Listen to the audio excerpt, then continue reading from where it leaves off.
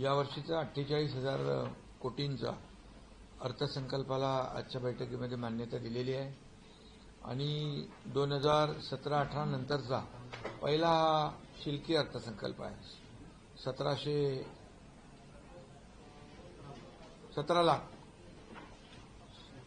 17 लाख रुपयांचा शिल्की अर्थसंकल्प 2017-18 नंतरचा पहिला आहे, बरोबर ना.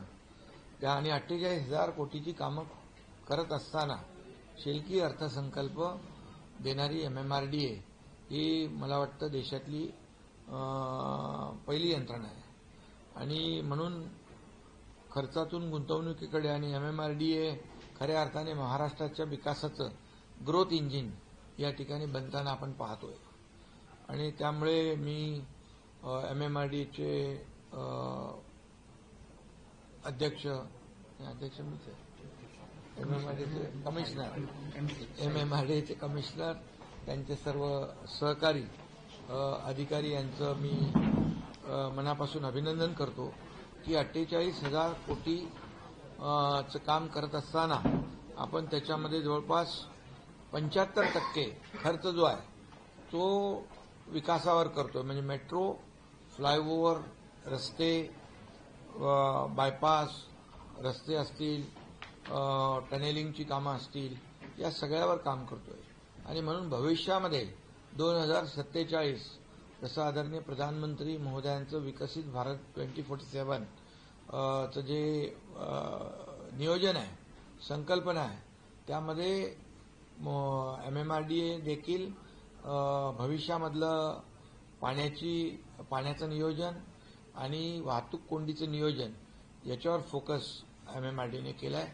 पर्यावरण, प्रदूषण कमी करणं आणि एकंदरीत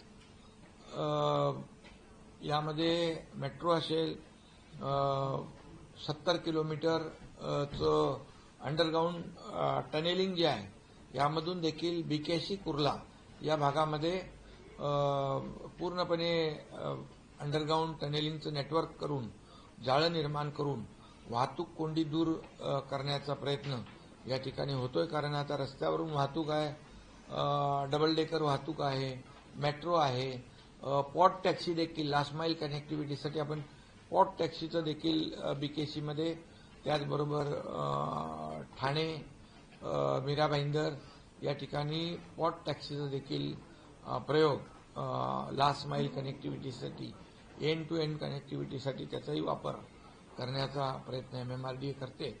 त्याचबरोबर मुंबईमध्ये झोपडपट्टी मुक्त मुंबईसाठी पहिल्यांदा 17,000 घरांचा प्रकल्प जो आहे रमाबाई आंबेडकर आणि कामराज नगर इथे SRA बरोबर MMRDA 17,000 घरांचा प्रकल्प करते. त्याचं काम देखील सुरू झालेलं आहे आणि म्हणून हे क्लस्टर जी आहेत ही झोपडपट्टी मुक्त मुंबई करण्यासाठी क्लस्टर फार प्रभावी ठरणार आहे आणि मुंबईकरांना दिलासा देणारी ठरणार आहे. मी इथे मुद्दाम आठवण करीन की हिंदुहृदय सम्राट बाळासाहेब ठाकरे यांनी मुंबईतल्या 40 लाख लोकांना मोफत घरं देण्याचा संकल्प केला होता आणि त्याची खरी सुरुवात जी आहे आपण पाहतोय की मुंबईमध्ये रमाबाई आंबेडकर नगर, कामराज नगर काम सुरू झालेलं आहे आणि मुंबईत असे 17 URP तयार आहेत क्लस्टरचे. इतर मुंबई MMRमध्ये देखील क्लस्टर योजना सुरू झालेली आहे. ठाण्यामध्ये जवळपास क्लस्टरच्या 5 इमारती सुरू झाल्या आहेत.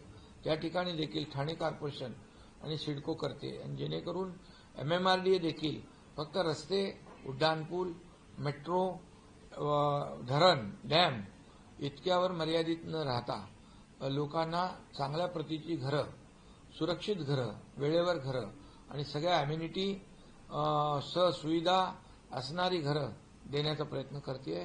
त्याचबरोबर या ठिकाणी पोशीर आणि शेलार या धरणांना प्राधान्य दिलेलं आहे. भविष्यामध्ये MMR रिजनचं पाण्याचं जे काही नियोजन आहे, आवश्यकता आहे ते लक्षात घेऊन तेही आपण करतोय. त्याचबरोबर काळू धरणासाठी जवळपास 500 कोटी रुपये त्याचाही भरणा केलेला आहे. त्यामुळे MMRमध्ये मोठ्या प्रमाणावर इन्फ्रास्ट्रक्चरची कामं सुरू आहेत. त्याचबरोबर मोठ्या प्रमाणावर मेट्रोची कामं सुरू आहेत आणि मेट्रोचं जाळं सगळीकडे जवळपास 400 किलोमीटरच्या वर आहे ना, 337 किलोमीटर, 337 किलोमीटरचं मेट्रोचं जाळं निर्माण झाल्यानंतर मुंबई आणि MMR मधली ट्रॅफिक डिकंजेस्ट होईल आणि लोकांना दिलासा मिळेल. आणि म्हणून आजचा हा जो काही त्याचबरोबर मुंबईचा वन ॲप देखील सुरू झालेला आहे. त्यामुळे कुठेही कुठून याच्यावर आपल्या एका तिकीटवर जाऊ शकतो. त्यामुळे त्या जे आपले प्रवासी आहेत त्यांना खूप मोठा फायदा होईल. आणि मेट्रोची काल परवा झालेली MMRDची मुलुंडमध्ये झालेली जी दुर्घटना आहे ती लक्षात घेता भविष्यामध्ये कुठेही पुनरावृत्ती दुर्घटनेची होऊ नये यासाठी व्हिजिलन्स स्क्वॉड नेमण्याचा निर्णय झालेला आहे. आणि त्याचबरोबर मॉनिटरिंग जे आहे डे टू डे मॉनिटरिंग होईल आणि जे HOD आहेत त्यांनी स्पॉट व्हिजिट करणं, प्रकल्पाची पाहणी करणं प्रत्यक्ष जाऊन यावर देखील चर्चा झालेली आहे. आणि जे हलगर्जीपणा करतील त्यांच्यावर कारवाई देखील करण्याची चर्चा झालेली आहे. आणि त्यामुळे मुंबई MMR रिजनमध्ये वाहतूक कोंडी दूर करणं आणि भविष्यातली पाण्याचं नियोजन लक्षात घेऊन MMRDA काम करते. आणि म्हणून आजचा अनेक विषय आज आपण MMR क्षेत्रामधले त्याला मंजुरी दिलेली आहे, जेणेकरून MMRDAच्या माध्यमातून खूप मोठ्या प्रमाणावर इन्फ्रा प्रोजेक्ट सुरू होत आहेत. अगदी वाढवणपर्यंत आपण जे वसई विरार, मीरा भाईंदर म्हणजे हा जो वरळी आपल्या उत्तन विरार सीलिंग आहे तो देखील करतोय. आणि डहाणूपर्यंत ती कनेक्टिव्हिटी लोकांना मिळाली तर डहाणूचं जे मोठं वाढवण बंदर होत आहे, वाढवण बंदरामुळे होणारी जी काही त्या भागामधली अर्थव्यवस्था त्याला चालना देण्याचं काम आणि तिथे जे काही इन्फ्रास्ट्रक्चरचे प्रोजेक्ट पाहिजेत, रस्ते आहेत, इतरही ज्या काही मूलभूत सोयी सुविधा आहेत ते देण्याचे देखील या ठिकाणी काम MMRDAच्या माध्यमातून होणार आहे. आणि म्हणून MMRDA अतिशय सर्वसमावेशक अशा प्रकल्पांना चालना देणारी यंत्रणा आहे. आणि म्हणून मी पुन्हा एकदा आजचा शेलकी अर्थसंकल्प केलेला आहे आणि 48,000 कोटीची कामं, त्यामध्ये 75% फक्त इन्फ्रास्ट्रक्चरवर आणि प्रशासकीय खर्च फक्त 1% या ठिकाणी त्यांच्या अर्थसंकल्पामध्ये त्याचा यावर्षीचा विशेष करून उल्लेख करावा लागेल. आणि म्हणून मी पुन्हा एकदा MMRDAचे आयुक्त, त्यांचे सर्व सहकारी यांचं अभिनंदन करतो.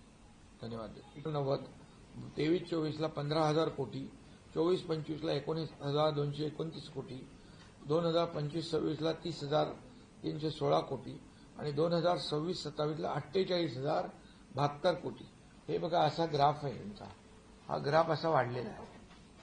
म्हणजे एवढ्या 5 वर्षामध्ये एकदम म्हणजे पूर्ण गेम चेंजर याला म्हणावं लागेल अशा प्रकारचं काम MMRDAच्या माध्यमातून होत आहे. नवीन एक मेट्रो लाईन होती नवी मुंबईपासून मुंबई एअरपोर्ट पर्यंत, त्याच्याबद्दल काय सांगता? हा, मुंबई आणि ती सिडको करते.